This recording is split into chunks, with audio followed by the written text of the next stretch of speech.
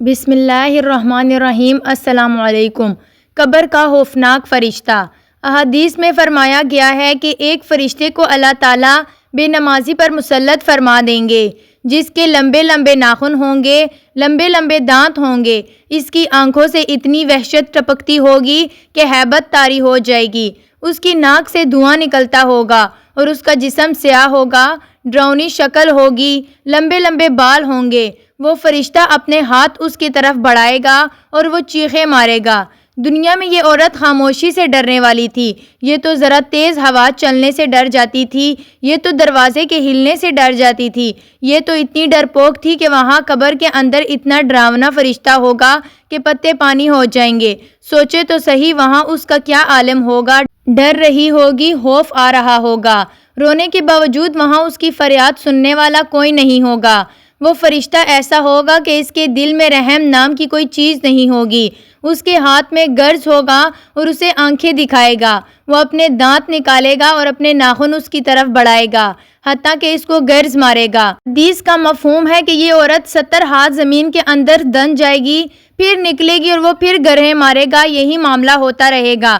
اگر فجر کی نماز قضا کر دی تو وہ فرشتہ فجر سے لے کر ظہر تک اس کو گرز مارتا رہے گا، پھر ظہر کی قضا کی تو ظہر سے لے کر عصر تک اس کو مارتا رہے گا۔ یہ میرے پیارے نبی صلی اللہ علیہ وسلم کا فرمان ہے کہ جو عورت یہ سمجھے کہ معلوم نہیں آگے کیا ہوگا یا نہیں ہوگا، وہ اپنی آنکھوں سے دیکھ لے گی، اس کی بات جھوٹی ہے۔ میرے سردار صلی اللہ علیہ وسلم کا فرمان سچا ہے۔ قبر میں ایسے ہی ہوگا۔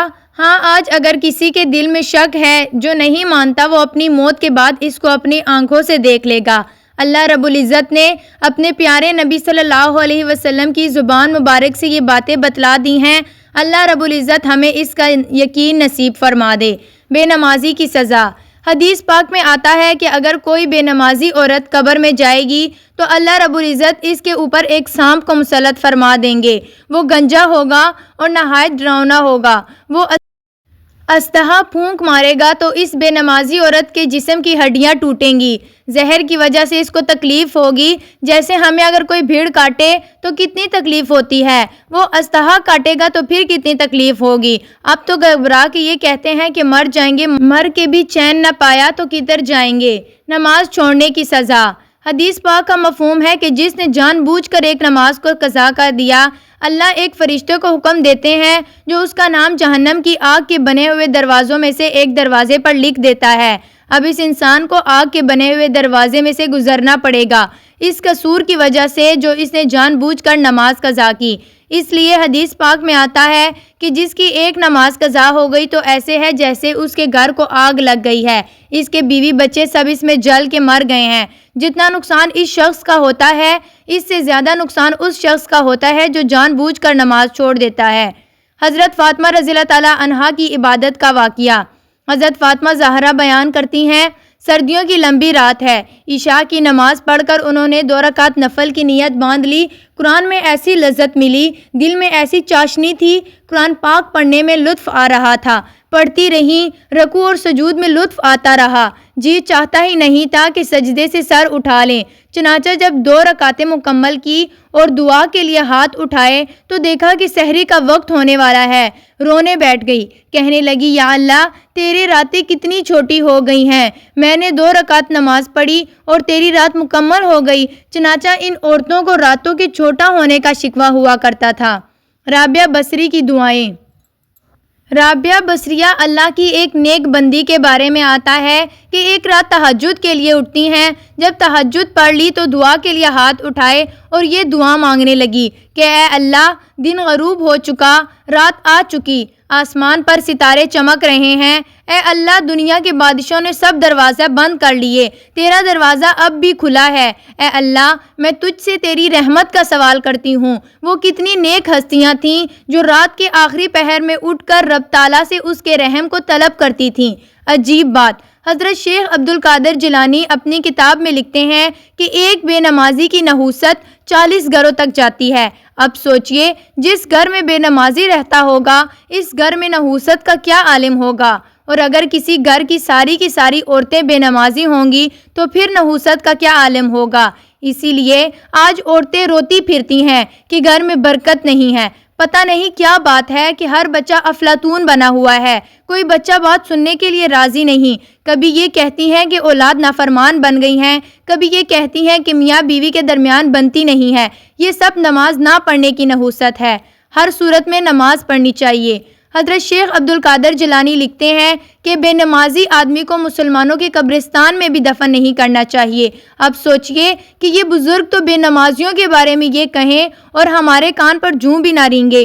میری بہن، ہر نماز فرض ہے۔ ہاں، عورتوں کو اللہ تعالیٰ نے جن دنوں کی نمازیں معاف کر دیں تو وہ معاف ہو گئیں۔ اس کے علاوہ تو نمازیں پڑھنی ہیں، بچوں والی ہیں تو بھی پڑھنی ہیں، بغیر بچوں کے ہیں پھر بھی پڑھنی ہے، تعلیم والی ہیں پھر بھی پڑھنی ہے۔ ارشاد باری تعالیٰ ہے، نماز برائی سے اور برے کاموں سے روکتی ہے۔ انسان کو چاہیے کہ وہ اللہ کے اس قلعے میں آ جائے، نماز اور کفر۔ حدیث میں فرمایا گیا ہے، جس نے جان بوجھ کر نماز کو چھوڑا گویا وہ تو کافر ہی ہوگا۔ نماز چھوڑنا گو کفار والا عمل ہے، تاہم وہ انسان مسلمان ہی رہتا ہے۔ لیکن سوچنے کی بات ہے کہ نماز کا چھوڑنا اللہ تعالیٰ کو کس قدر ناپسند ہے۔ عورتوں کے نماز نہ پڑھنے کے بہانے۔ عورتیں معمولی وجوہات کی بنا پر فرض نمازوں کو چھوڑ دیتی ہیں۔ کبھی یہ بہانہ کہ مہمان آئے ہوئے تھے، میں تو چائے بنانے میں لگی ہوئی تھی، میں کیسے نماز پڑھتی۔ کبھی یہ بہانہ ہوتا ہے کہ بچے نے پیشاب کر دیا، میں کیسے نماز پڑھتی۔ کبھی یہ بہانہ ہوتا ہے کہ میری طبیعت ٹھیک نہیں، میں کیسے نماز پڑھتی۔ کبھی یہ بہانہ ہوتا ہے کہ میرے سر میں درد ہے، بعد میں نماز پڑھ لوں گی۔ چنانچہ دیکھا گیا کہ ان بہانوں کی وجہ سے نماز پڑھنے میں سستی کرتی ہیں۔ نماز اور خطرناک باتیں۔ آج اگر خاوند اپنی بیوی سے یہ کہے کہ اٹھ نماز پڑھ لے تو وہ آگے سے کہتی ہے تیرے لیے پڑھنی ہے، جا تو پڑھ لے، میں پڑھ لوں گی۔ کبھی یہ جواب دے گی تو نے میری قبر میں جانا ہے۔ کبھی یہ کہیں گی جہنم میں جلنا ہے تو میں نے جلنا ہے، تمہیں کیا۔ میری بہن، ایسی خطرناک باتیں اس وقت زبان سے نکلتی ہیں جب اللہ نے اپنا دروازہ تیرے لیے بند کیا ہوتا ہے۔ وہ نہیں چاہتا، وہ تمہیں توفیق نہیں دیتا کہ تو اس کے در پر جا کر جھک سکے، کیونکہ اس کا دروازہ بند ہو چکا ہوتا ہے۔ تو سمجھ لے کہ اس شہنشاہ کا اور احکم الحاکمین کا دروازہ تیرے لیے بند ہو گیا تو پھر تیرا کیا بنے گا؟ تیری جولی خالی ہوگی اور تو قبر میں خالی ہاتھ پہنچے گی۔ روحانی قوت۔ پہلے وقتوں کی مائیں اپنے بچوں کو باوضو دودھ پلایا کرتی تھیں۔ آج کی مائیں VCR پر تھرکتے ہوئے جسم دیکھ رہی ہوتی ہیں، موسیقی سن رہی ہوتی ہیں اور بچے کو دودھ کی فیڈ دے رہی ہوتی ہیں۔ اے میری بہن، تیرا یہ بیٹا بڑا ہو کر جنید بغدادی کیسے بنے گا یا یزید بسطامی کیسے بنے گا؟ تو نے تو بچپن میں ہی اس کی روحانیت کا گلا گھونٹ دیا۔ قابل رشک واقعہ۔ میں نے اخبار میں سرگودا کی ایک عورت کا انٹرویو پڑھا۔ اس کے 2 بیٹے تھے، دونوں اپنے اپنے وقت میں فوج کے جرنیل بنے۔ ان سے کسی نے انٹرویو لیا کہ تو خوش نصیب ماں ہے کہ جس کے 2 بیٹے اور دونوں ایسے شیر بیٹے کہ اپنے اپنے وقت میں جنرل بنے۔ تیری کون سی خاص بات ہے؟ تو نے ان کی تربیت کیسے کی؟ اس نے کہا تھا کہ میں عام سادہ سی مسلمان عورت ہوں، مگر کسی بزرگ سے میں نے سنا تھا کہ جو عورت باوضو اپنے بچے کو دودھ پلائے گی اللہ بچے کو بخت لگائیں گے۔ میں نے دونوں بچوں کو الحمدللہ باوضو دودھ پلایا ہے۔ ہو سکتا ہے کہ اللہ تعالیٰ نے میرے اس عمل کے صدقے دنیا میں عزت و وقار عطا فرمائی ہو۔ چنانچہ جو عورتیں ایسی نیکی کو اپنا لیتی ہیں اللہ ان کے بچوں کو نیک بخت بنا دیتا ہے، اپنی زندگی میں خوشیاں دیکھنے کی توفیق نصیب فرما دیتا ہے۔ جو اللہ رب العزت کی نافرمانی کرتی ہیں اللہ انہیں آنکھوں سے دکھاتا ہے کہ دیکھ میں نے تمہیں اولاد مرضی کی نہ دی، اور اگر دے بھی دی تو اسے نافرمان بنا دیا۔ بے نمازی اور اولاد نافرمان۔ اللہ تعالیٰ نے تیرے بچوں کو تیرا نافرمان بنا دیا۔ اب تو کیوں روتی پھرتی ہے کہ بچی میری بات نہیں مانتی، بچہ میری بات نہیں سنتا؟ اب رونے کی کوئی ضرورت نہیں، یہ تیرے ہاتھ کی کمائی ہے، یہ وہ کھیتی ہے جس کو تو نے اپنے ہاتھ سے بویا ہے۔ اب تجھے اس کا پھل کاٹنا ہوگا۔ جو انسان کیکر بوئے گا تو اس پر کبھی سیب کا پھل نہیں لگ سکتا۔ جو کیکر بوئے گا اس کو کانٹے ملے تو جو سیب لگائے گا اسے سیب ملیں گے۔ نماز کے فوائد۔ نماز میں خوبیاں کتنی ہیں۔ ایک تو انسان دن میں 5 مرتبہ ہاتھ منہ دھو لیتا ہے، جس سے چہرے پر شگفتگی آتی ہے، چہرے پر رونق آتی ہے، انسان کے چہرے پر نور لگتا ہے۔ دوسرا، جب انسان نماز پڑھتا ہے تو روحانی سکون ملتا ہے، دل میں تسلی ہوتی ہے کہ کتنی غم کتنی پریشانیاں انسان بھول جاتا ہے۔ نماز میں کتنے ہی فوائد ہیں الحمدللہ۔ نماز کا اجر و ثواب۔ بعض احادیث میں آتا ہے کہ جس نے نہایت سکون کے ساتھ نماز پڑھی اللہ جنت میں ایک فرشتے کو حکم فرمائے گا وہ فرشتہ جنت کے ایک دریا کے اندر غوطہ لگا کر باہر نکلتا ہے۔ اس کے پروں سے جتنے قطرے پانی کے چھٹکتے ہیں اتنی نیکیاں اس کے نامہ اعمال میں لکھی جاتی ہیں۔ دن بدلتے دیر نہیں لگتی۔ میری بہن، تو نماز پڑھ کر اپنے رب کو راضی کر لے، ورنہ اللہ رب العزت اگر ناراض ہو گئے تو تیرے دن بدلتے ہوئے تجھے پتہ ہی نہیں چلنا۔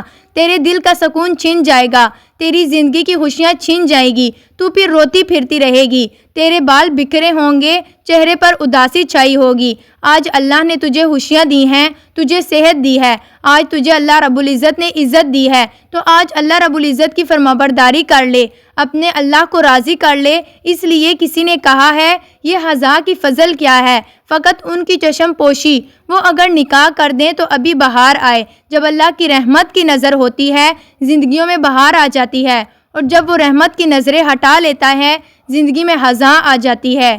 امید کرتی ہوں معلومات سے بھرپور ویڈیو آپ کو پسند آئی ہوگی۔ وعدہ کریں کہ انشاءاللہ ہم ہرگز نماز قضا نہیں کریں گے۔ انشاءاللہ ملتے ہیں نئی ویڈیو کے ساتھ۔